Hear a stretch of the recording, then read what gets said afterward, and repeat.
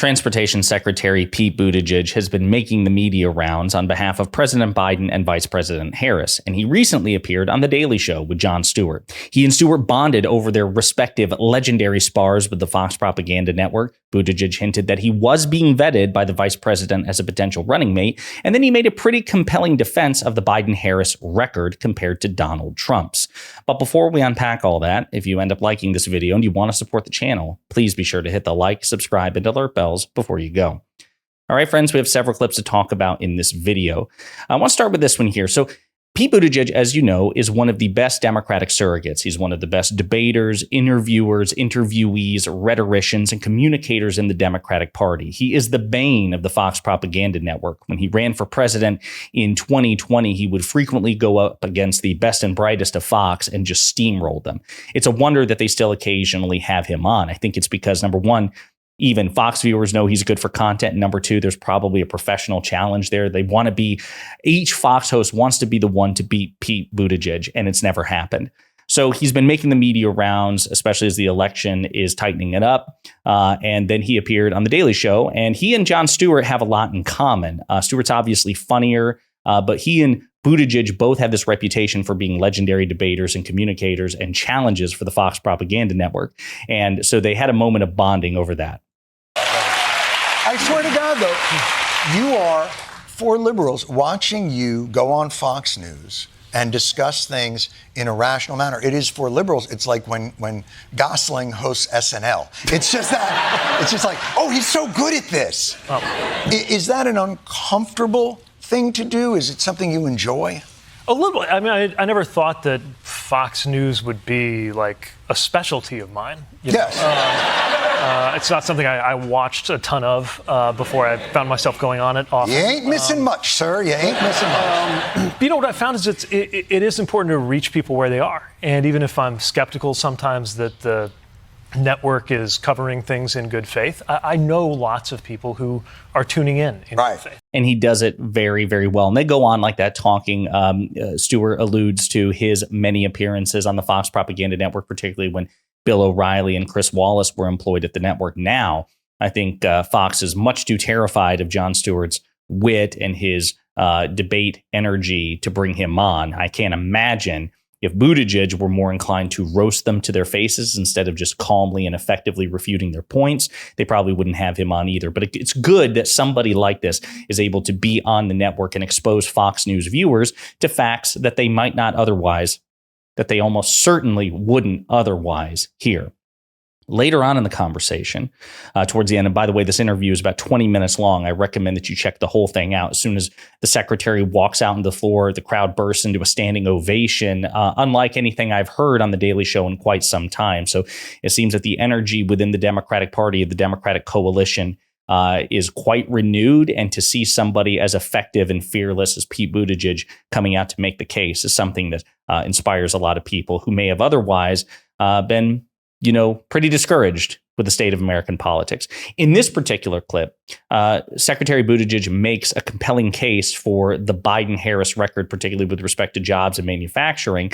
And then Jon Stewart points out that an elected Republican actually has endorsed Vice President Kamala Harris for the presidency, which is stunning when you consider that it is an elected Republican.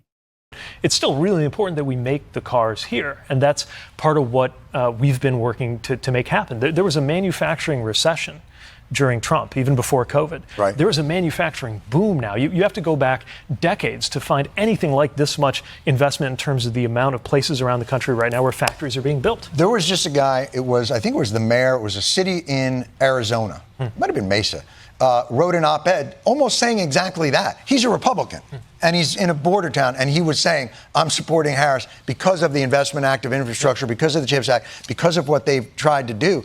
And maybe that is the key, is to get that out in those sorts of places where people might not otherwise know the facts, where people might not otherwise know what the Biden-Harris administration has attempted to do on behalf of Americans. I mean, it's one of those things that, with the possible exception of foreign policy, and I understand that so many progressives have a genuine disagreement with how the Biden administration, particularly with respect to Gaza, has managed that particular conflict. But when it comes to domestic policy, I am quite confident that historians and future generations of Americans will look back, as long as they're educated on this, as long as civics classes and history classes and political science classes and the American media inform people about this.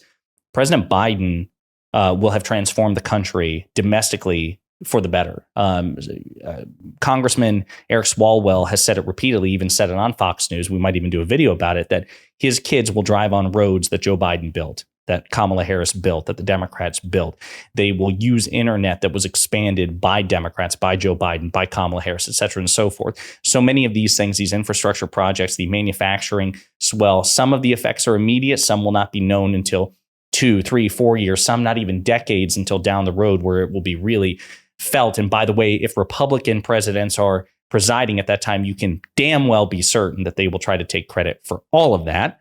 But yeah, I think history, especially with respect to domestic policy, they will say that Joe Biden was probably the most effective and accomplished one-term president in American history, and one of the most effective and accomplished presidents, period, including those who served 2 terms. Now, Jon Stewart mentioned a guy there at the end, the mayor of Mesa, Arizona. His name is Jon Giles, and we're going to look at what he wrote. But he is an elected Republican mayor of a border town.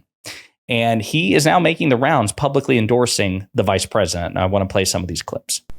Let's talk about the why. Why you are supporting Kamala Harris and rejecting Donald Trump, who is a Republican. What is the reason that you find her to be the preference and the preferred candidate over even Trump? Well, I think that there's a minimum bar for elected officials in this country, and having to do with character, having to do with commitment to the rule of law and the Constitution. And I don't feel like Mr. Trump gets over that low bar. And at the same time, I do think that the vice president is a good alternative. The contrast between the two of them is stark, and President Trump does not compare well. There are many issues that, again, being a Republican, I differ with the vice president on. But what, to me, is the compelling reason to support her is that I don't question that at the top of her agenda is what is in the best interest of the United States.